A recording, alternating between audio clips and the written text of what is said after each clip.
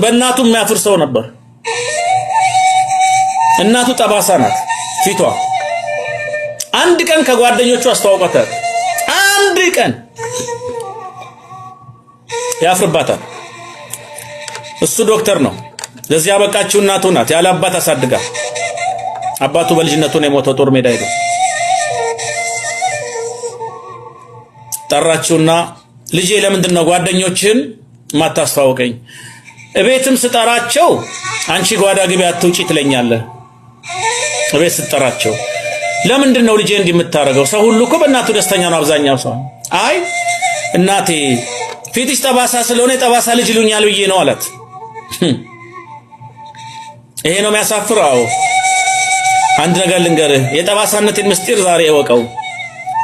ሕፃን ሆነ ገና የአንድ ዓመት ከ3 ወር ሕፃን እያለህ ጎረቤት ቡና ልጠጣ ሄድኩኝ።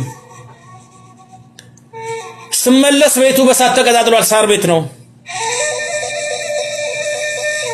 ወየው ልጄ ብዬ እየሮጥኩኝ አንተን ለማዳን እቅፍ አድርጌ ልወጣ ስል እሳቱ ፊቴ ላይ ወደቀ። ላንተ የመጣ እሳት ፊቴ ላይ ወድቆ አንተ ተርፈሃል። ያንተ የዛሬ ውበት የኔ የፊቴ መጠበስ ነው አለች። ልቡ ተነካ፣ አለቀሰ ይላል። ከዛን ቀን ጀምሮ እናቱን አደባባይ ላይ ይዞ እዚህ ላይ የምታዩት ውበት እሷ የሰጠችኝ ነው፣ የሷ ጠባሳ ደግሞ የኔ ነበረ፣ ተቀያይረን ነው እያለ እናቱን በአደባባይ ማክበር ጀመረ። በህይወት ዘመናችሁ ውስጥ መነካት ያስፈልጋል። ቤተሰቡን የማይወድ እናቱን ቦታ የማይሰጥ ዛሬ ሁልጊዜ ዘላለም የሚኖሩ እየመሰላቸው 40 ዓመቱም ላይ ሁሌ ማሙሽ የተባለ መኖር የሚፈልግ ሰዎች ልጅ ሊኖር ይችላል። ግን እንዳይመስላችሁ ጊዜ ሳይቀድማችሁ ጊዜ እንቅደሙ። ጸጸቱን መሸከም አትችሉም። ነገ ላይ ወየው ይሄን አድርጌ ቢሆን ኖሮ ከሚል ጸጸት እንድትድኑ ነው። ግን የምትችሉትን ሁሉ አርጋችሁ እረርታችሁ አቅማችሁ የፈቀደውን አርጋችሁ ታማ አስታማችሁ፣ ወንድማችሁ ታሞ አስታማችሁ፣ በችግሩ ደርሳችሁ የሚገባውን ነገር ከናንተ የሚጠበቀውን የሰውነት ግዴታችሁን ሁሉ ተወጣችሁ